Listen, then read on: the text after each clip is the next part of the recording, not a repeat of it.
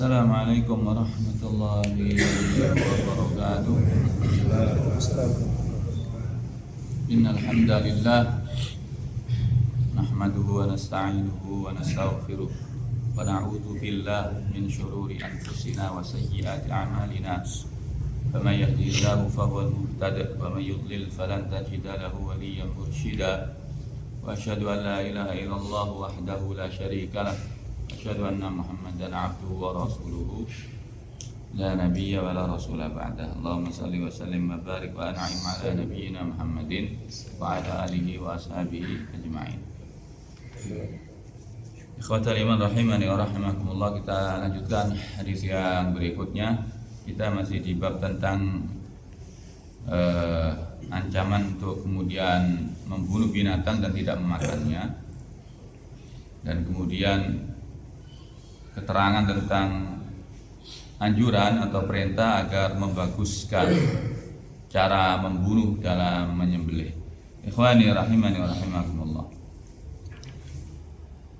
An Ibnu Umar radhiyallahu anhuma annahu qala amara Rasulullah sallallahu alaihi wasallam bi haddi syifari wa an tuwara 'anil bahaim wa qala idza dzabaha ahadukum falyujhiz. Ibnu Majah bi sanadin sahih. Dari Ibnu Umar radhiyallahu anhuma, ia berkata, Rasulullah sallallahu alaihi wasallam memerintahkan untuk menajamkan pisau dan agar menyembelih jauh dari binatang yang lain.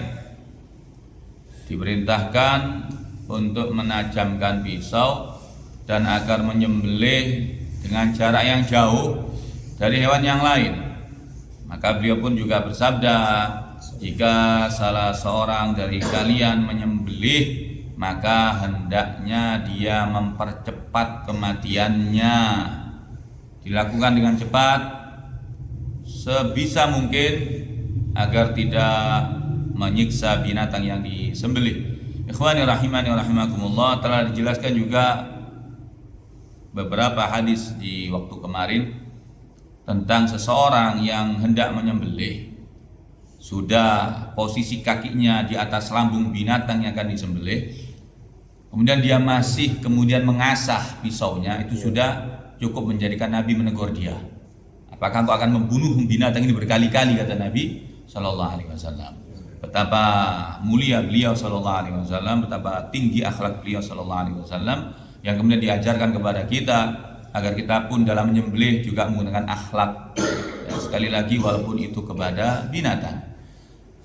Qala Rasulullah sallallahu alaihi wasallam, "Ma min insanin qatala usfuran fama fawqaha bighairi haqqiha illa sa'alahu Allah azza wa jalla anha." Qil ya Rasulullah wa ma haqquha? Qal yadhbahuha fayakuluha wala yaqta'u ra'saha yarmi biha. Rawahu An-Nasai wal Hakim bi sanadin hasan.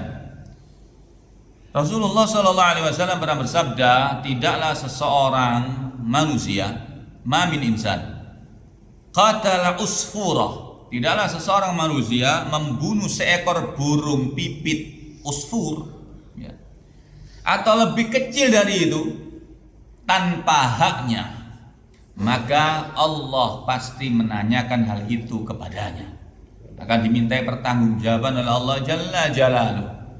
Apapun yang kita bunuh dari makhluk-makhluk Allah, baik itu sekecil burung pipit atau lebih kecil lagi berupa serangga-serangga misalnya, ya, maka Allah akan menanyakan hal itu kepada setiap yang membunuhnya. Bil khusus apabila binatang itu bisa dikonsumsi. Maka para sahabat bertanya, ya Rasulullah, apa haknya? Beliau sallallahu alaihi wasallam menjawab, engkau menyembelihnya dan memakannya. Kalau membunuh binatang kemudian dengan niat kita menyembelihnya dan akan memakannya, itu halal. Itu hak. Diperkenankan dalam syariat. Namun kalau sekedar buat bahasa panggil titis-titisan, jamaah saya sering bermain gotri, senapan itu sekedar nembak iman umpret dia gledakno akan ditanya oleh Allah Subhanahu wa taala. Ya, kalau Anda membunuh binatang, niatkan untuk memakan dia, ya, disembelih kemudian dimakan. Niatnya begitu. Ya, ikhwani rahimani wa rahimakumullah. Beliau menjawab menyembelihnya lalu dia memakannya dan tidak memotong kepalanya dan membuangnya begitu saja. Ikhwani rahimani wa rahimakumullah.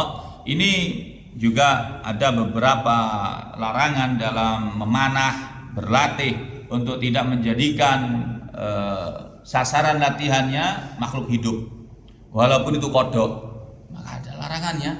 Dari sini kita harus berhati-hati, jangan sampai tangan kita ini berbuat zalim terhadap makhluk Allah Subhanahu wa taala. Ikhwani rahimani rahimakumullah, hadis yang berikutnya, hadis yang terakhir untuk kitab yang kedua ini, kita lanjutkan di kitab jilid ketiga tentang haji insyaallah. An Malik bin Adlah annahu qala ataitu an-nabiyya sallallahu alaihi wasallam faqala hal tuntiju ibilu qaumika sihahan adhanha fata'madu ila al-Musa fataqtau adhanaha wa tashuqqu juludaha wa taqul hadi surmun wa tuharrimuha alayka wa ala ahlik qultu na'am qala fa kullu ma ataka Allahil sa'idullahi ashaddu min sa'idik wa Musa Allahi ahaddu min Musak. Rawi Ibnu Hibban bi sanadin sahih. Dari Malik bin Adlah, dia berkata, aku datang kepada Nabi SAW. Dia bersabda, apakah onta kaummu lahir dengan telinga-telinga sehat, lalu kamu mengambil pisau kemudian kamu memotong telinganya dan menyayat kulitnya dan kamu berkata ini adalah surmun, lalu kamu mengharamkannya untuk dirimu dan keluargamu? Aku menjawab, benar tuh ya Rasulullah. Maka Nabi bersabda, seluruh apa yang Allah berikan kepadamu adalah halal. Lengan Allah lebih kuat daripada lenganmu dan pisau Allah lebih tajam daripada pisaumu. Ikhwani rahimani rahimakumullah. Ini berkenaan dengan ayat A'udzubillahi minasyaitonirrajim. Ma ja'alallahu min bahirah wala sa'ibah wala wasilah wala ham walakinnal ladzina kafaru yaftaruna 'ala Allahil kadhiba wa aktsaruhum la ya'qilun. Terdapat dalam surah Al-Maidah ayat 103, Allah sekali-kali tidak pernah mensyariatkan adanya bahira, saibah, wasilah, ham. Akan tetapi orang-orang kafir membuat-buat kedustaan terhadap Allah dan kebanyakan mereka tidak mengerti. Maksudnya orang-orang kafir pada zaman jahiliyah dulu jamaah, ya itu mereka punya keyakinan, kepercayaan telinga unta yang dipotong itu tidak boleh dikonsumsi. Ya, diharam-haram no dewe untuk berhala-berhala mereka. Maka turunlah ayat bahwa semua binatang yang Allah halalkan halal, jangan bikin peraturan sendiri. Ini namanya syirik dalam urusan hukum. Syirik dalam urusan hukum. Masih banyak lagi perbuatan syirik dalam urusan hukum. Misalnya ketika Allah mengatakan, berfirman, ya ayyuhalladzina amanu kutiba alaikumul qisasu fil qatl.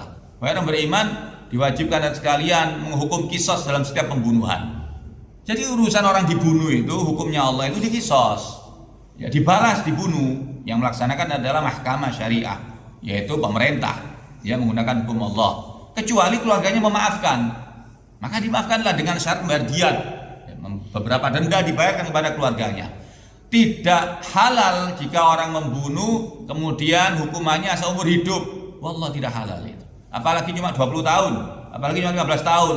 Ini namanya mengkufuri hukum Allah Jalla Jalaluhu. Ya, tidak ada kata ridha bagi seorang beriman ketika ada hukum yang kemudian menyelisihi hukum Allah Jalla Jalaluhu. Itu seperti orang musyrik zaman jahiliyah. Ya, apa yang Allah halalkan diharamkan, yang diharamkan dihalalkan, dirubah-rubah.